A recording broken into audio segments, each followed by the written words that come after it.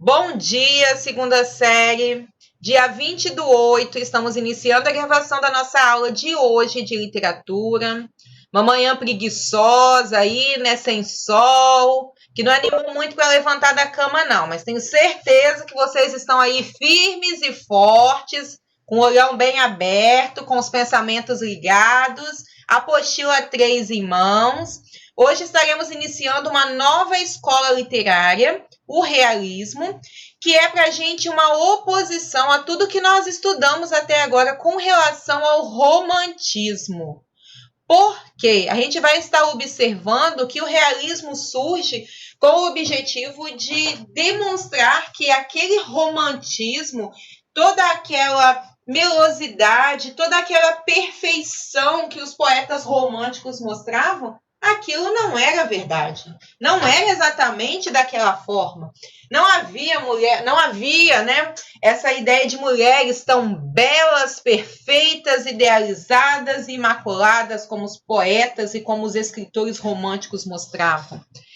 Quando a gente analisava as obras, as telas lá do romantismo, quais eram as imagens que estávamos acostumados a ver? Mulheres sentadas, bem vestidas, não é isso? Aquela ideia de personagens angelicais, puras, sempre lendo um livrinho, ou sentada em uma rede, ou sentada em um banco, sempre arrumadinhas, como se fossem um bibelô, umas bonequinhas montadas, um espaço montado, um cenário impecável. O indígena sempre colocado como aquele ser humano, né, aquele personagem forte, né, musculoso, cheio de vida, aquela mulher que defendia a sua tribo, né, como Iracema. Então há toda aquela preocupação em mostrar a perfeição. Naquela famosa obra que nós discutimos da liberdade guiando o povo, nós temos uma mulher forte, ousada, erguendo uma bandeira, que demonstra ali aquela luta, né, da mulher que é perfeita e que corre atrás daquilo que realmente quer. Então, tudo que nós vimos do romantismo está voltado, né, está convergindo para essa ideia de perfeito, de idealizado. E para a gente perceber essa ruptura, eu trouxe para vocês uma obra, uma tela de Millet, que é uma tela que marca o início do realismo na Europa. E observem que nós temos retratado aqui uma cena comum. Não há nada de idealização aqui, não há nada de perfeito, não há nada de bonito, vamos dizer assim, para dizer que é uma tela que merece destaque. Nós temos aqui 3 mulheres, né, por isso que são as respigadeiras, né? Vale destacar que elas não estão colhendo milho, vocês estão vendo? Elas estão colhendo o que sobra da colheita do milho. Então já foi feita a colheita. Elas estão pegando o resto, aquilo que pode ser aproveitado. E nós temos aqui exatamente aquela ideia do real.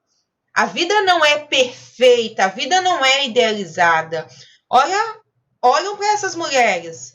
Olha como que realmente as coisas acontecem. Elas estão lutando pela sobrevivência. São mulheres de uma classe social mais inferior, são mulheres que estão buscando o alimento para sustentar as famílias, são mulheres que estão em busca, né, de conseguir, vamos dizer assim, sobreviver. Até as cores que nós temos para a representação desse quadro são cores mais opacas, mais frias, vamos dizer assim. Não sei se seria esse o termo usado na aula de artes, tá?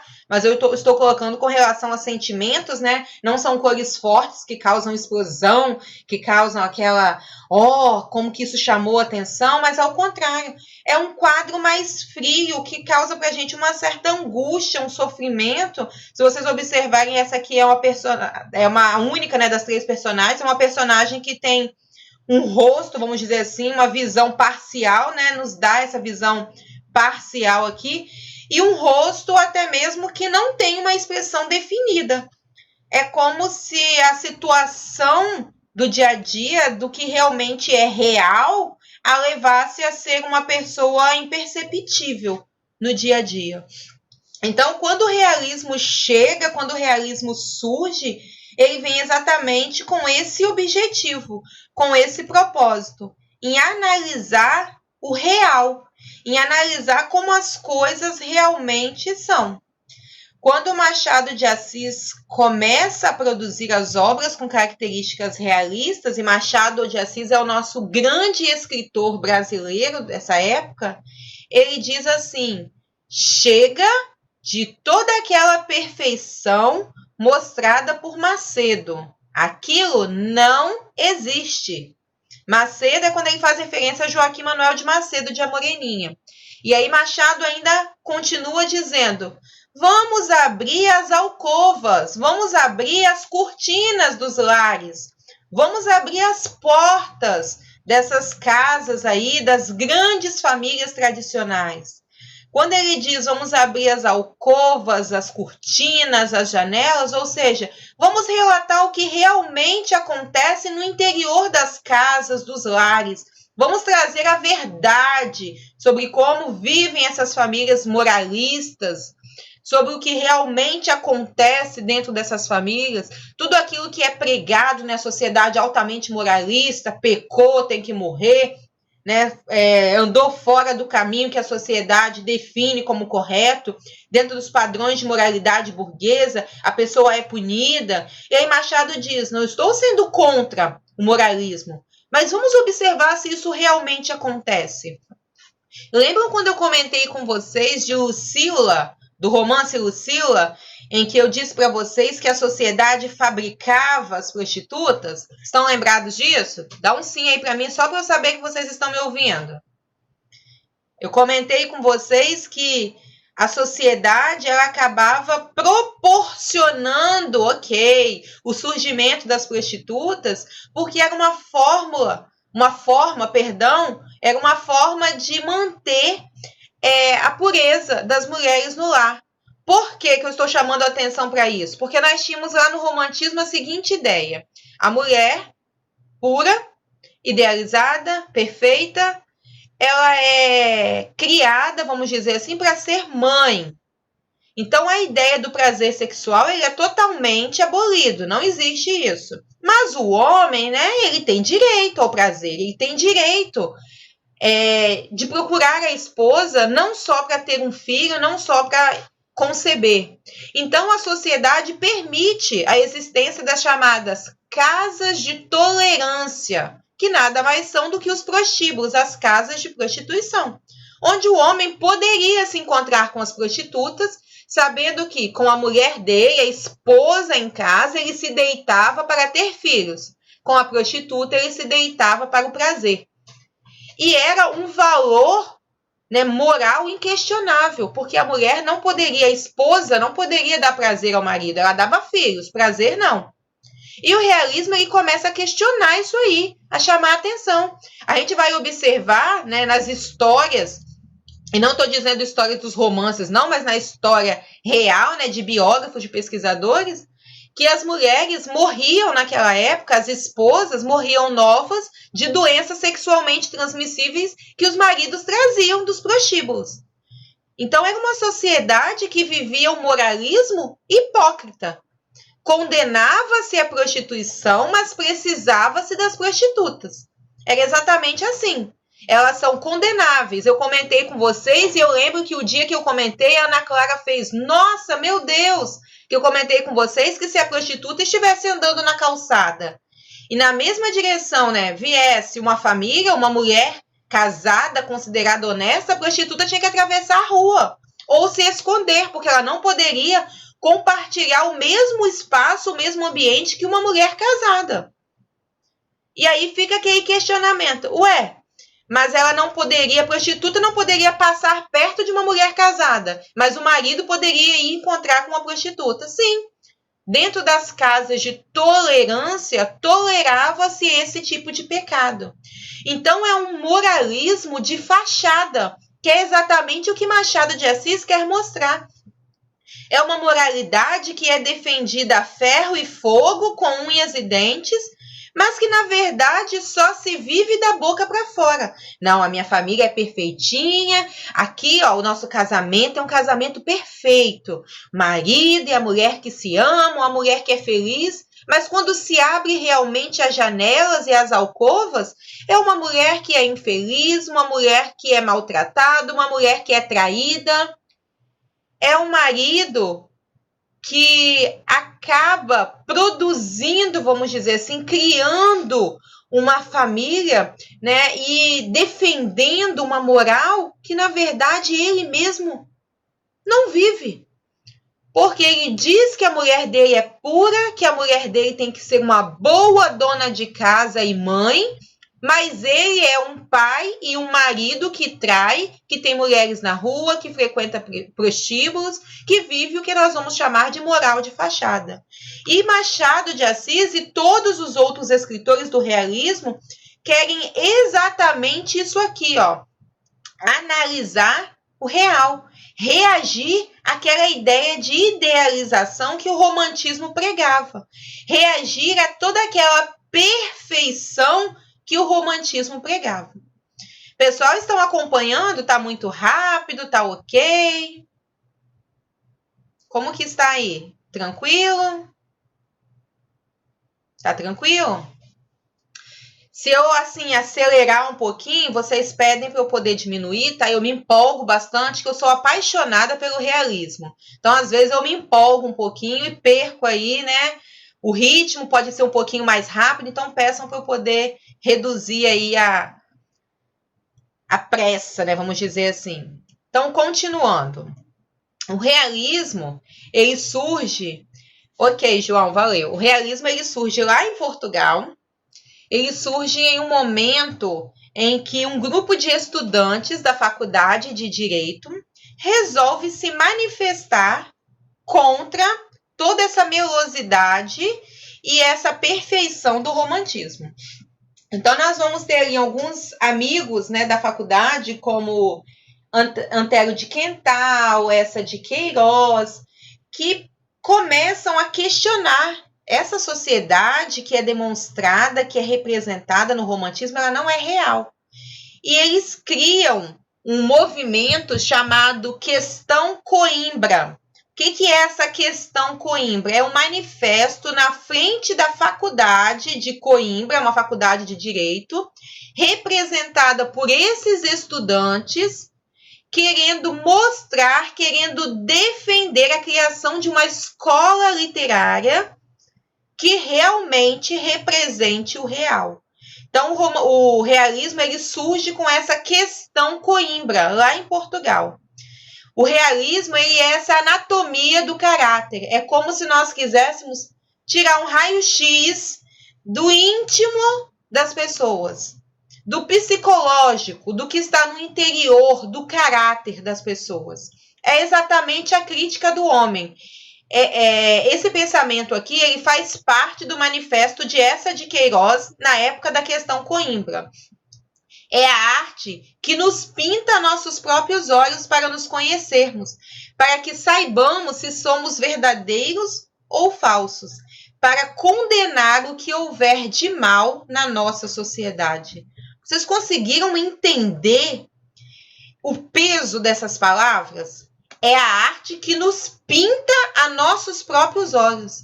É como se eu dissesse assim, João, eu vou pintar o seu interior para você se conhecer. Pesado, né, Ana? É como se eu dissesse assim, você, Fernanda, pensa que você é dessa forma, não é?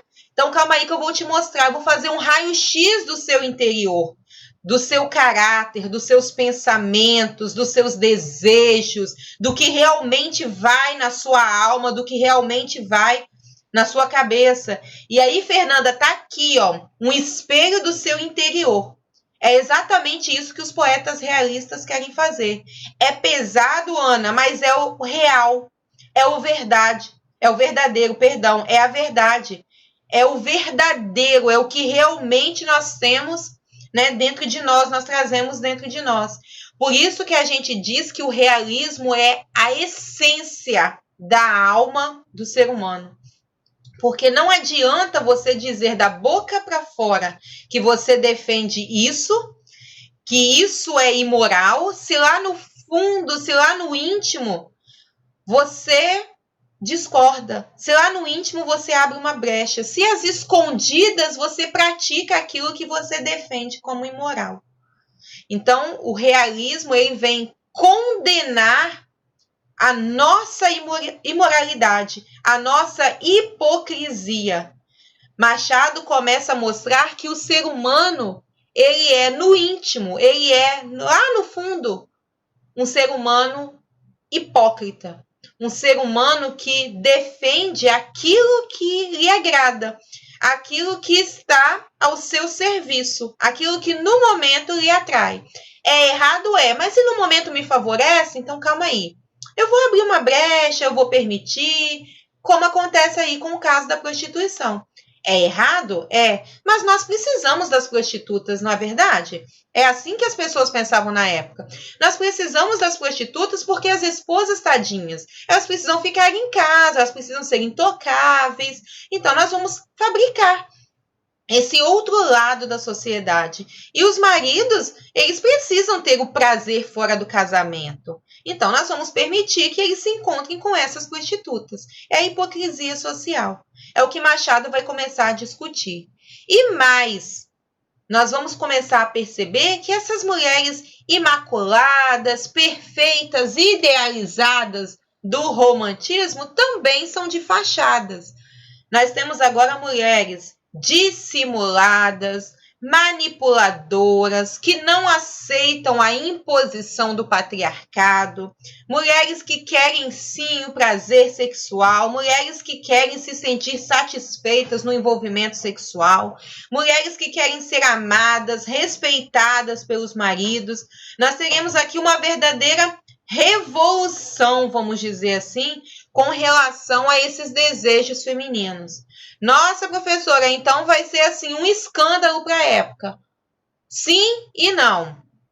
Por que eu disse sim e não? Porque nós vamos continuar com a ideia de que é preciso manter a fachada. É preciso manter as aparências, que é isso que importa socialmente. Mesmo que você viva a hipocrisia, o que importa é a aparência. O que importa são exatamente os valores que você consegue expor. Não é a sua essência, mas a sua aparência. Anotem isso aí, porque nós vamos discutir muito essa expressão. O realismo se preocupa com a aparência e não com a essência. Ele critica a essência, mas diz que as personagens, a sociedade se preocupa com as aparências. Então, para a gente iniciar, eu pedi para que vocês estivessem realizando as atividades que se encontram nas páginas 6 e 7, porque nós temos um texto ali do romance Madame Bovary, que é um romance francês, que conta a história de Emma Bovary. É um romance publicado em 1857, que introduz para a gente o realismo na Europa. E para a gente contrapor, eu trouxe aqui 2 trechinhos que nós já conhecemos lá do romantismo. Eu vou rever com vocês, vou reler, vamos rever as características, porque eu quero que vocês observem como que é oposto aquilo que se descreve, aquilo que se põe, que se demonstra lá no realismo. Nós temos o primeiro trecho de Iracema, romance indianista de José de Alencar, que diz assim, muito além daquela serra que ainda azula no horizonte nasceu Iracema. Toda uma preocupação em descrever um ambiente. Iracema, virgem dos lábios de mel, que tinha os cabelos mais negros que a asa da graúna e mais longos que seu talhe de palmeira. O favo do jati não era tão doce como seu sorriso e nem a baunilha recendia no bosque como seu hálito perfumado. Gente, Iracema é linda, perfeita, O cheiro que exalava de Iracema não pode ser comparado a nada na natureza. A beleza dos cabelos, do porte de Iracema, magra, alta como o talhe de palmeira, os lábios de Iracema como lábios de mel. Iracema queria mais o quê? Era perfeita, idealizada, pura. Havia toda uma preocupação em descrever isso aí, em proporcionar ao leitor né, e nos proporcionar, enquanto leitor, essa ideia de que não havia ninguém mais bela do que Iracema. Não havia nenhuma mulher, nenhuma índia mais bela do que Iracema nesse momento.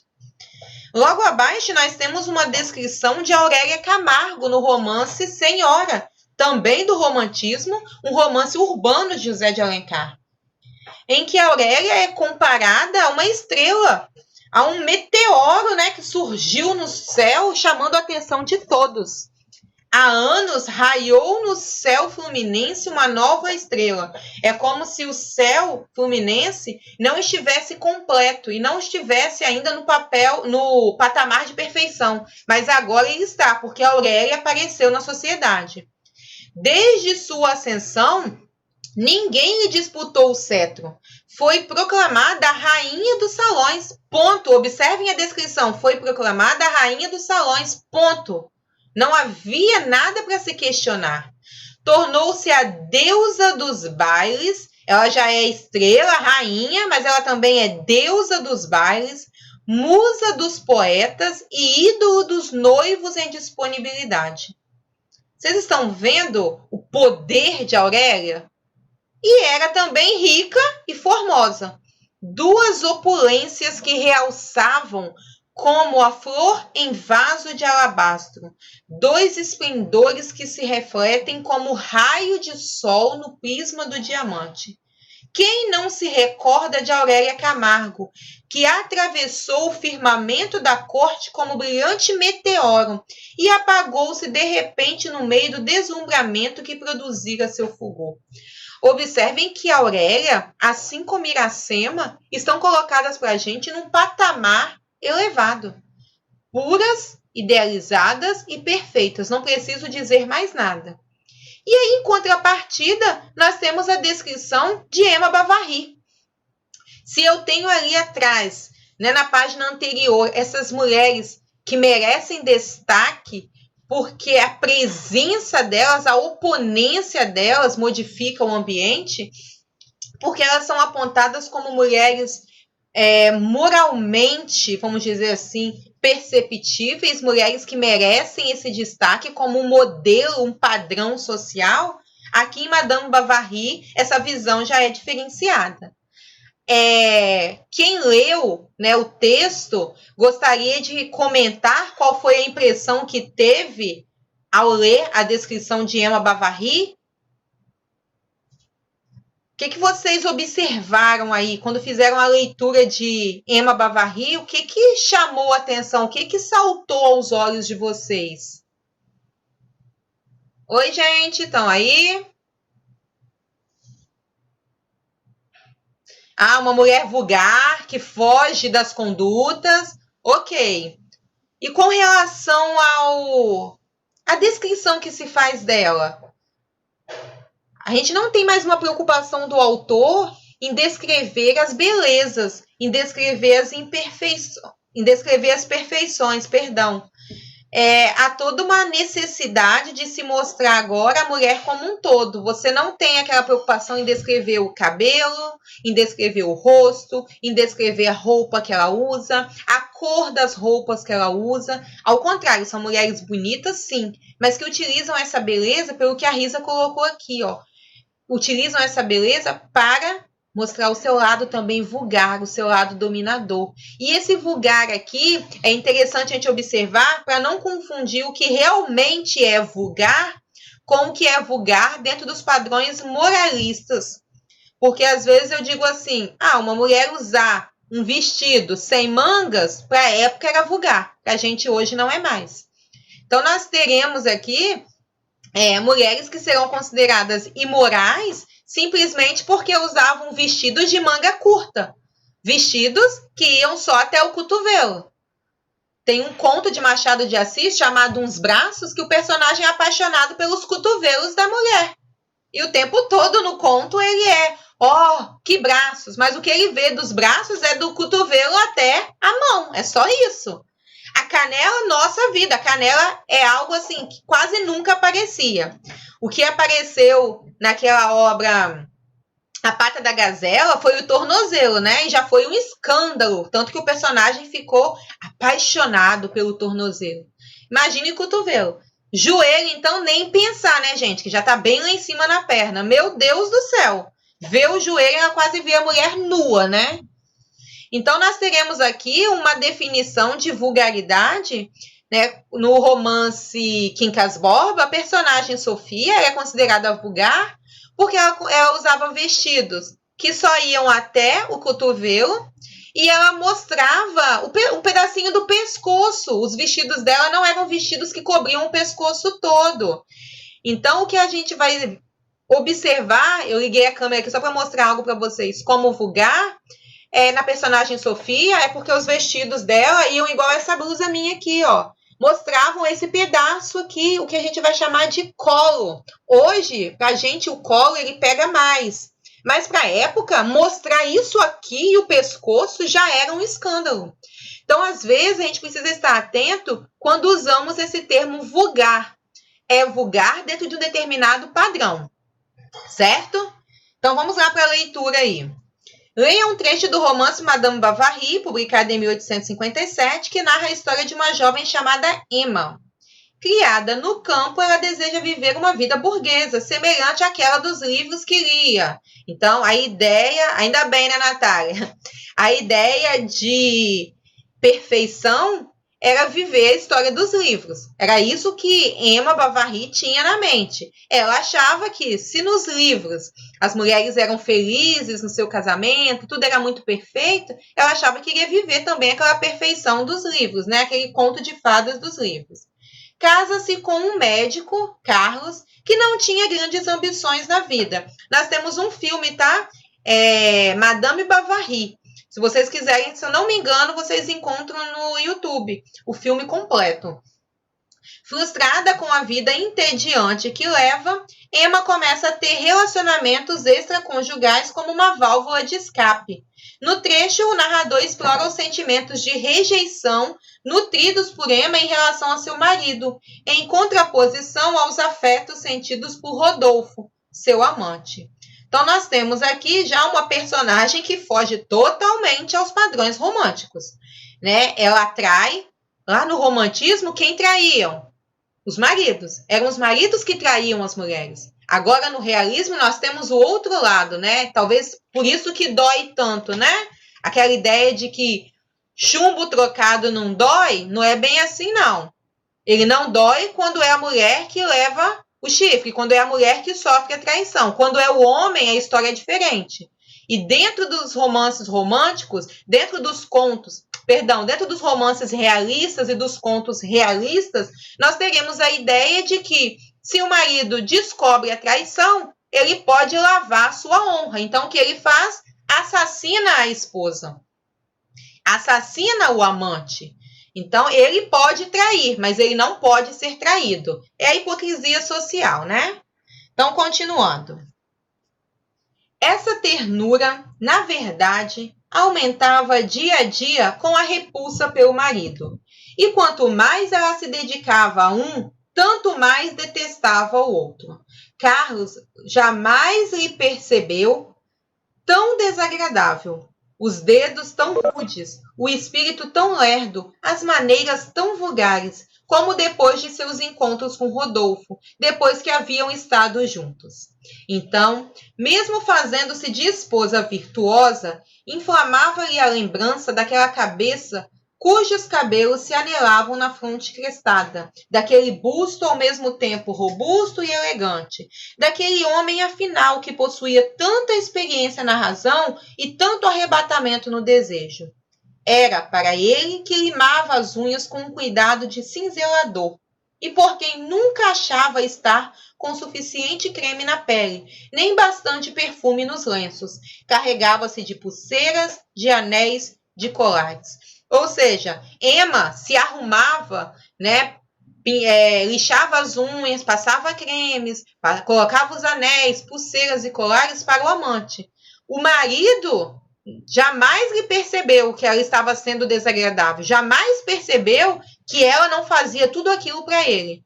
Ela fazia-se de esposa virtuosa para o marido, mas na verdade ela tinha em mente o tempo todo a imagem do amante Rodolfo, a imagem do amante Rodolfo. Em consequência de suas relações amorosas, a senhora Bovary mudou de conduta. Seu olhar se fez mais ousado, mais livre às palavras. Foi inconveniente ao ponto de passear com Rodolfo, cigarro na boca, como a afrontar o mundo. Afinal, os que ainda duvidavam deixaram de fazê-lo. Quando a viram descer um dia da andorinha, o busto apertado num colete, como um homem.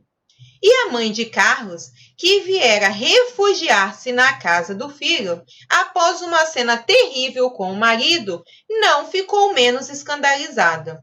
Muitas outras coisas lhe desagradaram. Em primeiro lugar, Carlos não tinha ouvido seus conselhos sobre a proibição dos romances. Depois, eram os costumes da casa que desagradavam.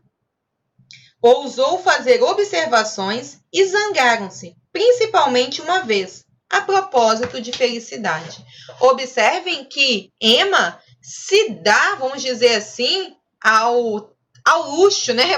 Nem sei se seria essa a palavra, mas não vou ficar escondendo, de sair com o amante nas ruas, de andar com o amante de braços dados ali para exibir, né? Diz com o busto apertadinho num colete, né? Ousada, né, Fernanda? Demais. E tem outra coisa que chamou a atenção aqui. Foi inconveniente ao ponto de passear com Rodolfo. Cigarro na boca, olha só. Emma com um cigarro na boca. O cigarro que era um objeto, vamos dizer assim, uma marca masculina. Mas ela andou de braços dados com o amante e fumando ainda. Isso escandalizou a sociedade da época, ao ponto da mãe de Carlos, que morava com ele no momento, dizer: vocês não têm ideia do que estão fazendo. Os padrões, como a Yasmin colocou ali, vão se invertendo, mas ao nível de... Talvez aqui entre a palavra que a Risa usou antes, né? Ao nível de vulgaridade. Né? Como se Emma se comportasse como uma prostituta, como uma mulher da vida. Nossa, mas aí você está sendo injusta dizendo prostituta. Prostituta sim, porque ela é casada. Porque é ela que está burlando as leis de fidelidade conjugal. É ela quem está se comportando como uma mulher sem escrúpulos, uma mulher sem valor. Continuando ali, então. A velha senhora, atravessando o corredor na véspera à noite, surpreendera a criada na companhia de um homem de gravata parda de uns 40 anos, mais ou menos, que fugira depressa da cozinha ao ruído de seus passos. Emma achou graça daquilo, mas a boa mulher se agastou e disse que deviam fiscalizar os criados a menos que quisessem rir dos bons costumes. De que mundo é a senhora? Redarguiu a moça, com um olhar de tal forma impertinente que a outra perguntou se não estava defendendo a própria causa. Emma levantou-se de um salto. Saia! Bradou. Emma! Mamãe! Gritou Carlos, tentando apaziguá-las. Mas as duas se foram no calor da exasperação. Então, nós temos aqui uma crítica total ao comportamento de Emma. Eu confundi um pouquinho os nomes aqui. Na verdade, a mulher, né, a senhora de idade, é a mãe de Carlos, não é a mãe do Rodolfo, não.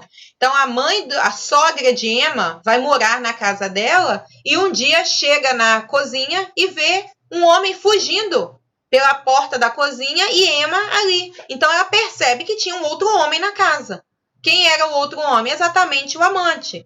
E aí, voltando ao que vocês colocaram, né, ousada, essa mulher que burla a ordem moral ao ponto dela levar o amante na própria casa. Ao ponto dela desafiar a sogra e dizer para ela: saia daqui, a casa é minha. De que mundo a senhora é? Olha a pergunta que ela faz: de que mundo é a senhora? Por que os homens podem fazer e nós não podemos? Essa é minha casa, eu faço o que eu quero. E o marido, um banana, né? Emma, mamãe, pede apenas para que as duas parem de discutir, parem de gritar, né? De se alterar. E aí fica um questionamento aqui, né? Porque eu não vou dar spoiler da obra para vocês. Se o marido realmente sabia, se o marido fingia que não sabia, como era realmente esse comportamento do marido diante da situação. Ok? Até aqui? A obra Madame Bovary, de Gustave Flaubert, foi uma obra em que o autor buscou desenvolver os elementos psicológicos de seus personagens, provocando uma mudança importante no modo como os personagens passaram a ser escritos. Vocês observaram aí que nós temos toda uma descrição do comportamento de Emma, né, e do que lhe ia na alma, de como ela pensava, e ela não tem vergonha de expor. Ela deixa bem nítido que ela acha que isso é correto e que ela vai se comportar dessa forma. Então, é um raio-x do interior da personagem, que é o que o realismo quer nos trazer. O real, o que realmente nos vai na alma, nos vai por dentro. Acho que a partir disso a gente acabou já respondendo, né, indiretamente a quase todas as questões, mas vamos lá. Identifique no texto elementos que revelam a insatisfação da protagonista com o seu casamento. Né? A gente observa ali que a postura de Emma é, na verdade, uma demonstração dessa insatisfação. O texto diz que o marido jamais lhe percebeu tão desagradável, até porque o texto diz que ela era uma esposa virtuosa. Fazia-se de esposa virtuosa, mas fazia-se de esposa virtuosa, ou seja, ela fingia um comportamento. Então, isso fica bem nítido que não era um casamento feliz, né? Ao comparar os modos de Carlos e Rodolfo, Carlos o marido, Rodolfo o amante, revelam-se ao leitor dois personagens tipo, representando cada um deles uma diferente origem econômica e social. Quais são esses tipos? A gente observa aí que ela diz que o marido é frio, seco, né? Enquanto o amante é o quê? Um homem mais amoroso, um homem que desperta nela desejos, sensações. Então, nós temos aqui o primeiro, que é o marido rude, sem modos, enquanto o outro é sofisticado. Do ponto de vista social, pode-se inferir que cada um deles representa um estereótipo que podia ser visto nas cidades. O rude, de origem pobre, e o rico, de origem aristocrata. Então, nós temos aqui essa definição. O amante é rico, enquanto o marido é mais pobre. Mesmo sendo médico, ela diz que ele não tem ambição, não tem vontade nem desejo de sair daquela vidinha medíocre. Ok?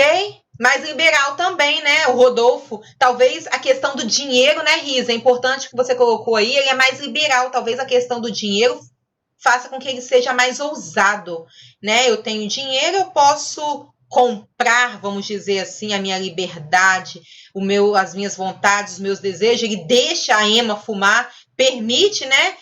Que permite-se sair, vamos dizer assim, permite-se sair com uma mulher de braço dado, sabendo que é uma mulher casada. Olha só a mentalidade do Rodolfo, ele se permite isso.